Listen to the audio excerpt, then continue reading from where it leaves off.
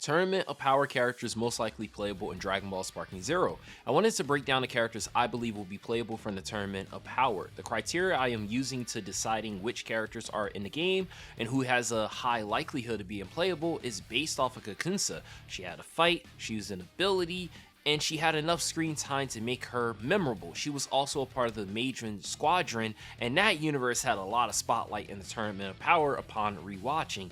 Now, if you agree or disagree on what's memorable, that's not the point. The point is we're basically deciding who's going to be in this game. How I'm going to go about this is first, I will state all the characters that I believe have a high likely chance of being in this game from each universe. Then I'm going to outline the characters I don't think are going to be in this game. I'm going to give the reasons why. Let's try to get this video to 1,000 likes. If we get this video to 1,000 likes, I will make a follow-up video talking about every character that I mentioned in this video being playable, and I'll outline their moveset potential, and we'll go from there. So let's get 1,000 likes and let's get into this. Starting with Universe 1, I believe that I1, the God of Destruction from that universe, will be playable. The main reason that I believe this is that he participated in a pre-tournament power fight with him and two other Gods of Destructions, and he showed enough abilities to be made into a playable character.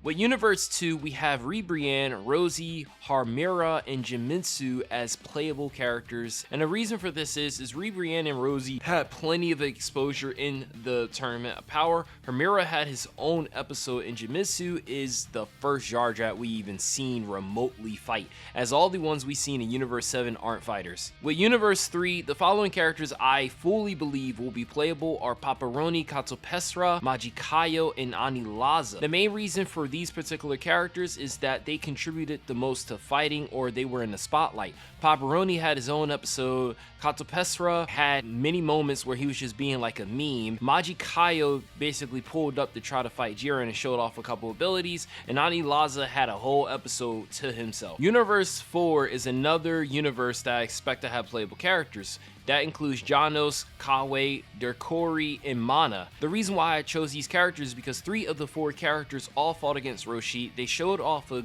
good amount of abilities to be utilized in a moveset, and Mana fought against Kaba, who Kaba had to push himself to Super Saiyan 2, thus making the fight a bit more memorable because a Saiyan was involved.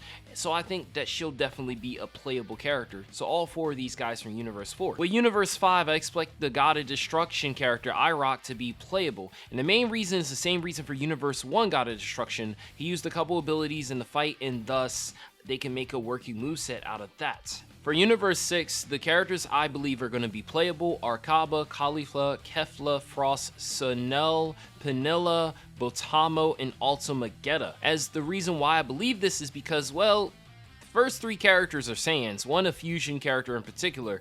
Then Frost is the Universe 6 Frieza, and the 2 Namekians, come on, that makes sense. The only ones I'm a little on the fence for is Botamo and Ultimagetta. The rest of these characters all had showings of abilities in the Tournament of Power, or even prior in the Universe 6 versus Universe 7 tournament. And quickly looking at Universe 7, I believe Ultra Instinct Goku and Sign will be playable characters, as well as Vegeta, Blue Evolution being playable characters. These are going to be extra transformations or standalone characters, either or, it really does not matter. They will be playable. Then looking at Universe 8, we have Liquor, the last God of Destruction that we saw fight briefly before the Tournament of Power started. He used a couple abilities when he fought against Iwa and A-Rock, so I expect him to be playable as well. Things start to get a little bit tricky as we look at Universe 9, but I assure you these are the characters I believe will be playable in the game. Lavender, Basil, Hyssop, Hop, and Chapel. The reason why I put these characters on here honestly comes down to they all tried to gang up on Universe 7 like very early on, and we saw like 1 or 2 abilities they all used, which they got the spotlight for like that episode until eventually they all got eliminated, and that was that. For Universe 10, things start to get kind of weird because I only mentioned 3 characters I expect to be playable: Napapa, Omni, Mithra playable. And the main reason for this is these are the only 3 characters I feel like that had great showmanship in the Tournament of Power from their universe. The rest of them had very little showing, or they got eliminated rather easily, not even trolling. Looking at Universe 11, I expect the following characters to be playable: General Casserole, Zore, Ko, Ketz. And the reason why I included these guys is General Casserole was kind of like highlighted before the Tournament of Power, and we saw a bit of him, and then eventually in Tournament of Power, he probably used some of the most abilities outside of Jiren, Dispo, and Topo.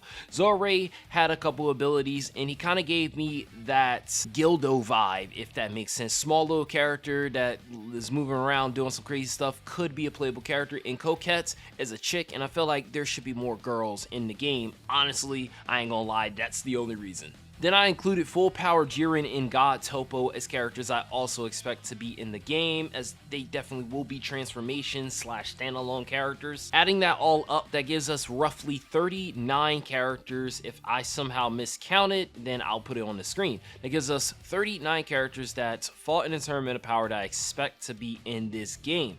Bandai Namco, more specifically Spike Chunsoft, could go ahead and add more characters and make them playable. They could either go ahead and choose the characters I skipped and make them playable, or they could choose other characters such as the other Gods of Destruction and Angels and make them playable. While none of them actually were shown fighting, they could make a working moveset or even put it to their imagination. They did this with the Great Apes back in BT3, the Frieza Soldiers, the characters that were What If, and Rage and Blast. So Spike Chunsoft, they got some abilities to do that, but will they do it? Will it be something that we would be hyped about? Only time will tell.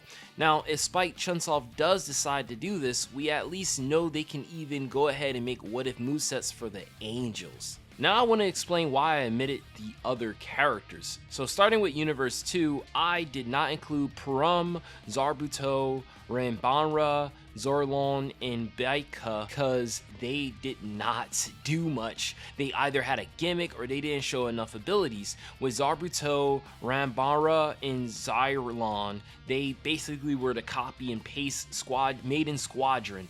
Universe 3 fighters literally were punching bags with various characters like Nairi Rama, Nigarasi, Bira, and Zypricio were just kind of fodderized and eliminated rather early, while the other three characters, Pansia, Kotsukai, and Bora Rata, they were kind of under the control of Paparoni, and we saw them fight against Goku, Vegeta, and Gohan, but they eventually combined into one unit and then eventually combined in with Paparoni. I think it makes more sense that they were a part of Paparoni's moveset. If they somehow were playable, I feel like they're the least iconic, least looking characters that would be playable. I would rather have old characters like Dr. Wheelo way before these guys. Now continuing from there, looking at Universe 4 characters I skipped Majora, Sosa, Zanka, Daima, Gamisalis, and Nink. The reason for this is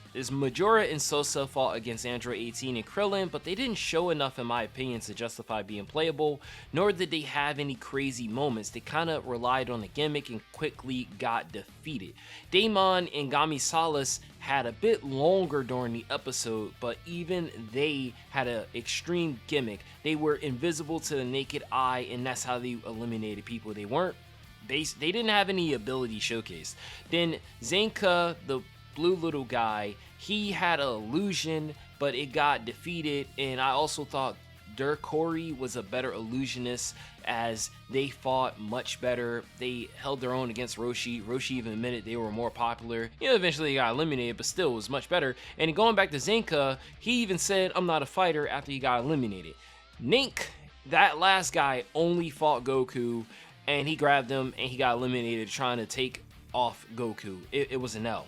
Then looking at Universe 6, Dr. Rota is the character I don't expect being in this game. I don't think anyone with a brain is going to expect him to be in the game, and not because, oh, I think he's corny, but he did not fight. He tried to fight and then he got eliminated before anything happened. Then looking at the Universe 9 characters, I included Sorel, Rosel, Oregano, and Comfy because they didn't either fight or they didn't show much to justify being playable.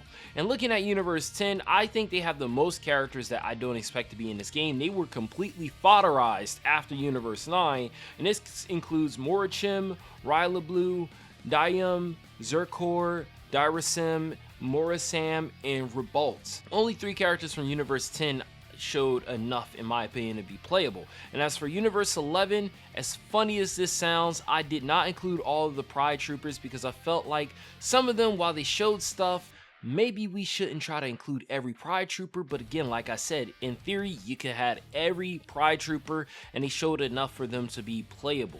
But with that said, that's going to be it for the video. I said at the start, let's try to get this to 1,000 likes. If we get 1,000 likes on this video, I will do a follow-up and I will talk about all the characters I believe will be playable and what their moves could potentially be. So make sure you guys hit the like on this video, subscribe for more Dragon Ball Sparking Zero videos.